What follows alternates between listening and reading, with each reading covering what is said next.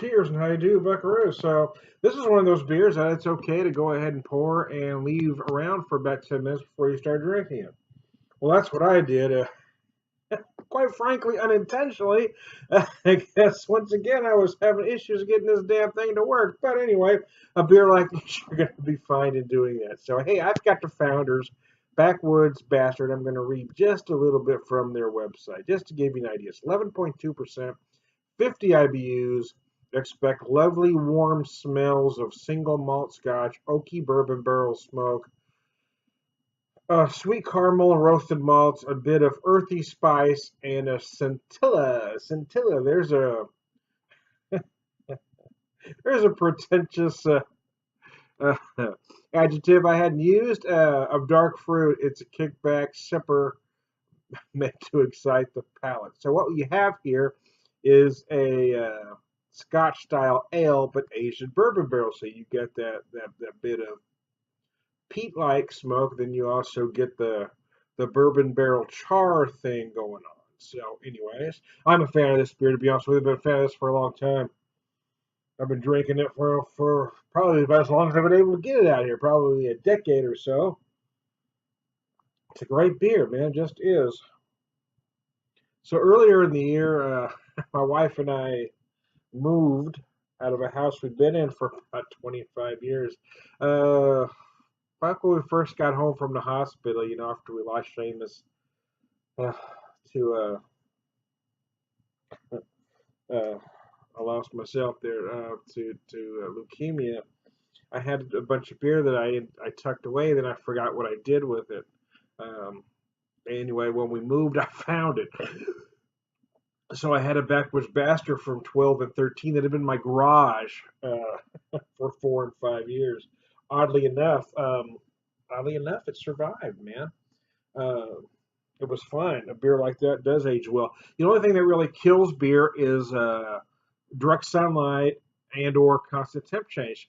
The thing is, these were in my garage in a very dark place, but they were subjected to serious temp change. I mean, I'm talking about Ozark winters, man, and Ozark summers. It got very hot, very cold. So I'm not sure why they survived, but they did. And they were very good. So, but here is a brand new one that I just purchased recently. My fire in the background, as you see. It is. Let me look at their description again, and you do get a lot of sweetness on the nose. Almost, they say sweet caramel. I would say toffee is how I would interpret it, but they're not wrong with sweet caramel. I think we all just interpret things different. Um, Single malt Scotch, yeah, why not? Excuse me, my sinus is giving me issues today. Sweet caramel, roasted malts, yeah, you get all that. Also feel some of that bourbon barrel as well. Excuse me, goodness gracious, making all sorts of noises. Yeah, actually, I had this beer. It was in a cooler. I pulled it out. I ended up having to sit for about 15 minutes while I got this video ready. And right now, it is freaking perfect. It really is. It's gorgeous.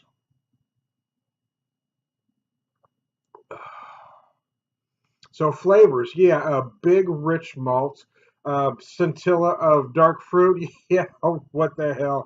Uh, yeah, I get some vanilla and oak from the bourbon barrel. Earthy spice. Yeah, you certainly do get that. They don't say what hops they use. I'm guessing they're using an earthy hop, and then the spice I'm guessing is coming from that bourbon barrel. Depending on the oak used, I know Missouri white oak, which is used frequently in bourbon, can give you various spice notes. In many cases, you really get a lot of cinnamon, but you can pull other things out of there as well. Scintilla of dark fruit, yeah, why the hell not? And if I had to name it, I'd say date.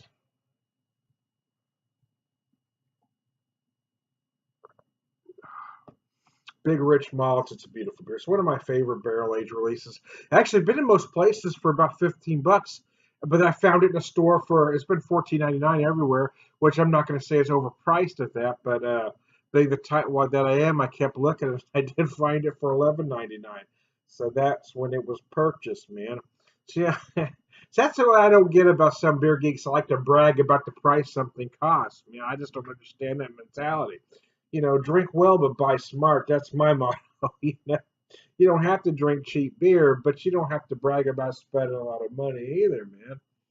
There is a middle ground, folks, and $3 is $3. It all adds up.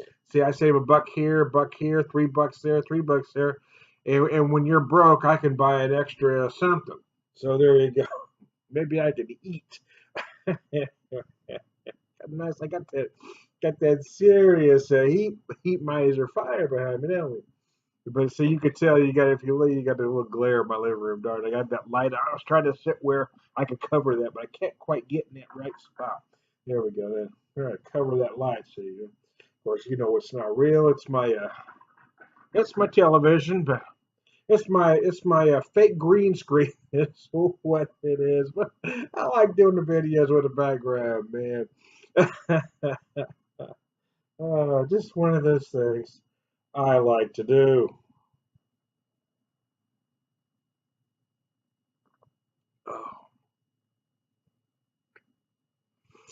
Finishes semi-dry and oaky. Again, hint of that spice, a bit of earthiness. Sure, I mean they describe sweet caramel. To me, my taste, I feel more toffee than sweet caramel. But I mean, again, of course it's their beer. They're not wrong. It's their beer. They know what it tastes like. But to me, drinking it, it feels more like toffee. But we all describe things differently. Oh, it's absolutely gorgeous, though. I'd rather, I don't know, I guess they're owned by somebody now. Who knows? I mean, you can't tell the players without a scorecard anymore. I don't know who owns what, to be honest with you. It's getting hard to tell. Yeah, it's a barrel age release. I'm still going to purchase at least once a year anyway. I gave up buying the Goose Island several years ago, although I did end up buying it in 2015, only because. Uh, Unbeknownst to me, a friend had that owns a liquor store had put one back, and when all the hype died down, I was in there a few days later. She says, "Hey, I saved one for you." So at that point, I sort of felt obligated to buy it, to be honest with you. So I did. But the truth was that year really sucked. The 2015 Bourbon County Stout blew, man.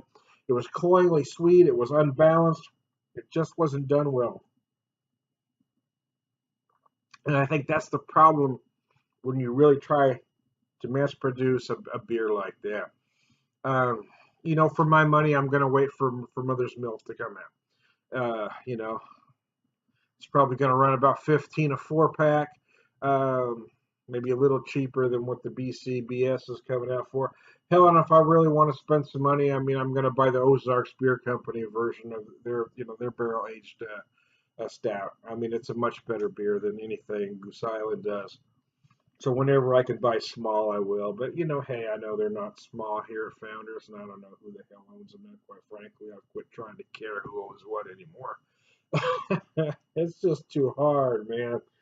Yeah, I do kind of employ somewhat to the philosophy: if it's good, buy it.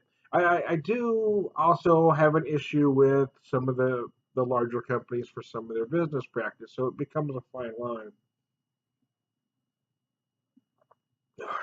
But I'm going to buy this until the quality declines. And this year's the quality is perfect. It is brilliant.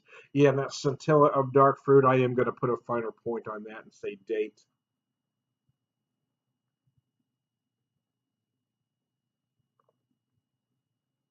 Hint of spice, yeah, I'm going to say very subtle cinnamon. Big rich malts.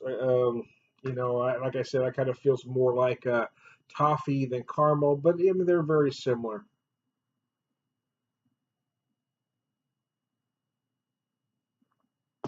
Whatever. It's a beautiful beer. I do recommend it. I mean, if you've never had it, if you're a beer geek, if you're new to craft beer, or if you're new to barrel aged stuff, yeah, I mean, it's a classic. It's been around for a while. It should be one that you ought to cut your teeth on.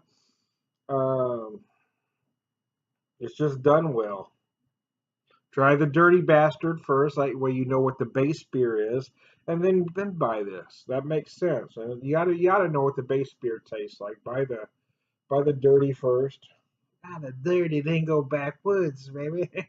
Once you go backwoods, it never goes back, baby. Anyways, I digress. See, now I've lost my marbles. I am Tom the Beer Whisperer. I put this in a snifter. Some beers has become trendy now to put glass, recommended glassware on the bottles. Yeah, what the hell? You can use a Belgian. I like a beer like this in a snifter, but I mean you can put it in anything you want. I don't care. I'm not that pretentious, but yeah, I do like a beer like this in a snifter.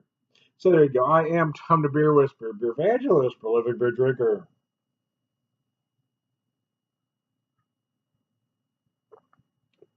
Gosh, that's gorgeous. Excuse me. Purveyor of Wisdom, such as it is. And all around good guy.